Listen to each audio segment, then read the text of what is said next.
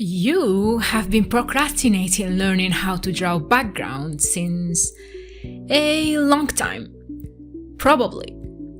And while this video won't exactly teach you how to make them, yet it will definitely help you make some impressive, out-of-the-box, not so boring backgrounds with the right perspective.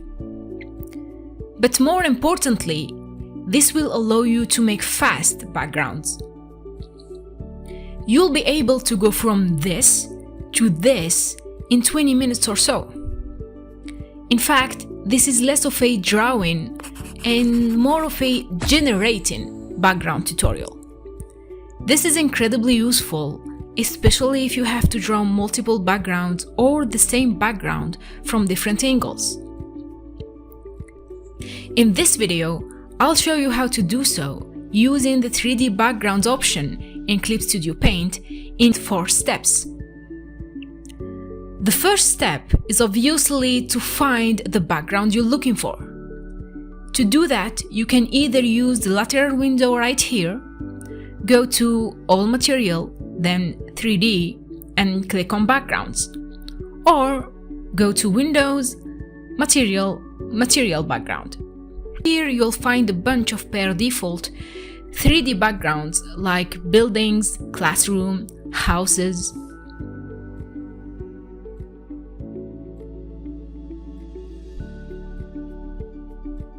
If the background you're looking for is not among this list, just click on Search for Material. This will take you to Clip Studio Assets, where you can look for additional backgrounds.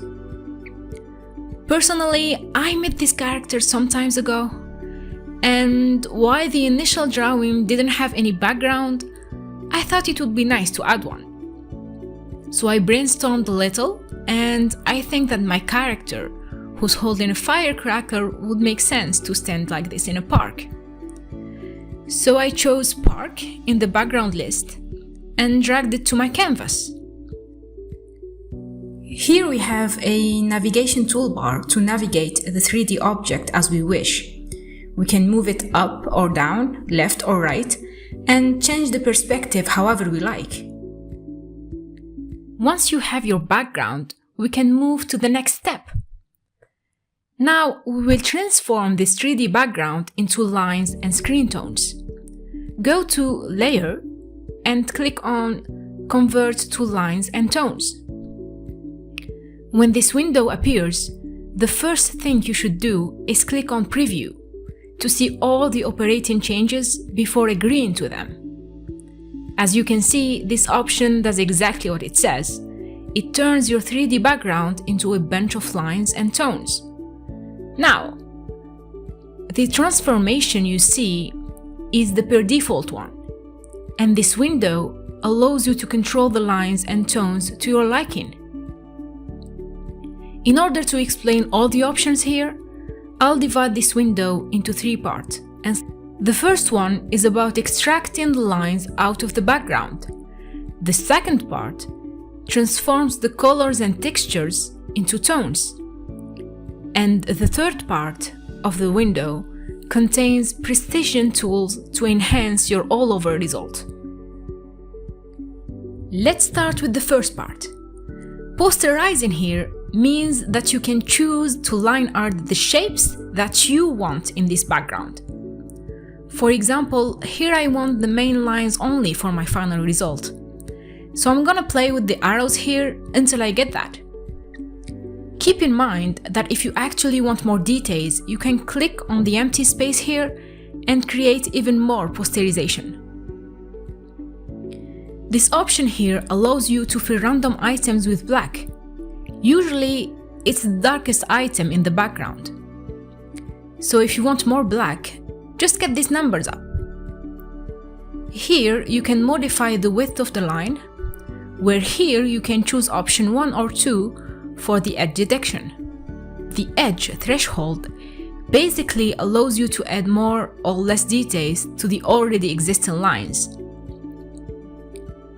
And the direction of detection gives you the option to delete the lines that go in the same direction. Here, for example, I can choose to delete the lines that goes up and down and keep the other two. And that's it for the first part.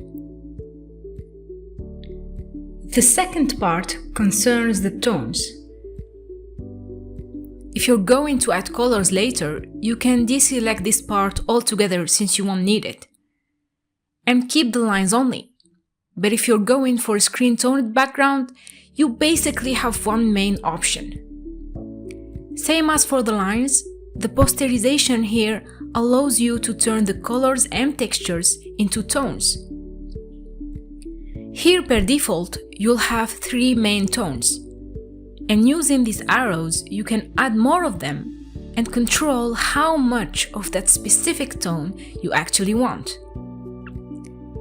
Next here you can choose the shape of the tone, because as you may know, tones are made of small black dots, and you can give a shape to those dots if you want.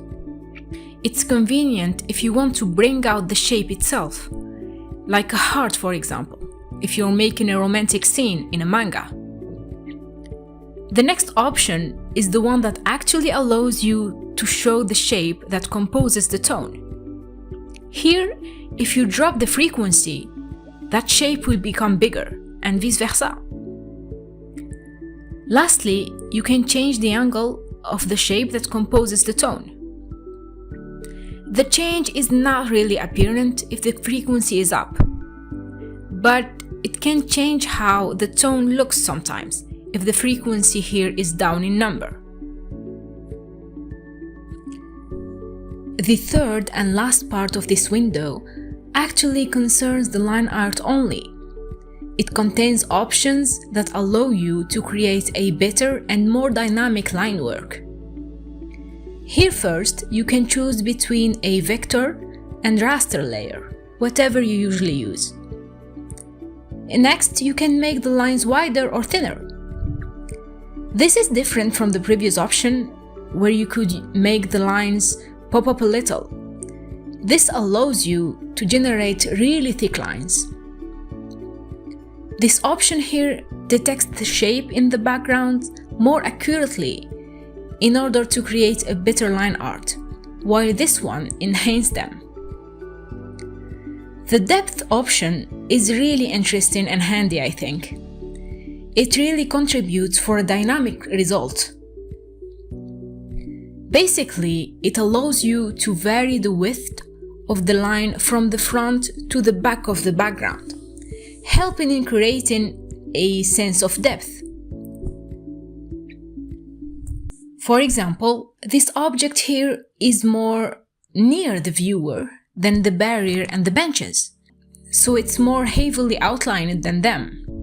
It can help determine the importance of some objects by making them pop up in your drawing. Next, you can choose to apply this option to the outer line only, and to smooth the all-over work you just did. If you're satisfied with the changes so far, you can save them, and you'll find the new layers for each line art and each tone in the layer section here. Of course, this transformation is automatic, and automatic things are never perfect. But since you have all the layers you need now, and most of the work done, you can still improve both lines and tones until you're satisfied.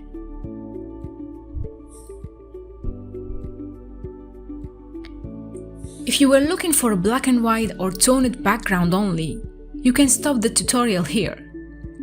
But if you were looking for a quick way to add colors too, I'll explain that next. In the layer window, we still have our 3D background, although deactivated. Click on it, then click on the operation tool. Now, a tool property window appears on the left. You can also access this window by clicking here. Now, deactivate the light source and the outline, leaving your background with flat colors and barely some shades.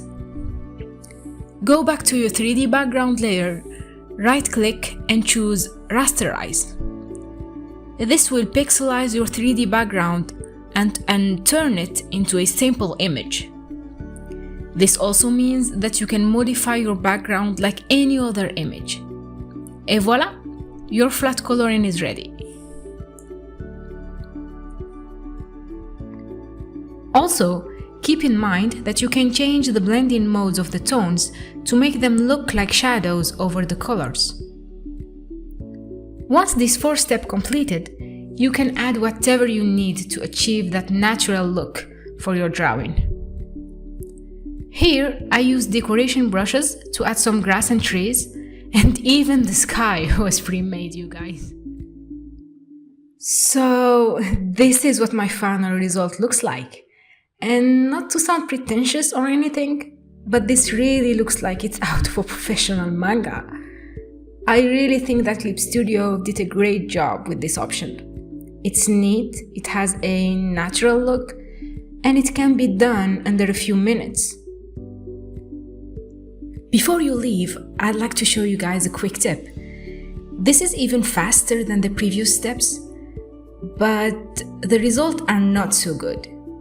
So I advise you to use this if you need a quick line art for a small panel or a small part of your drawing. It works well in black and white, but not so much with colors. Anyway, you can select your background, click on Display Object List, Preference, and choose Rendering Setting. Now, deactivate Use Texture and activate the outline. And you can choose to add lights and shadows, but it really depends on what you need. And that's it for this tutorial. If you guys have any questions, just let me know in the comments. And thank you for watching.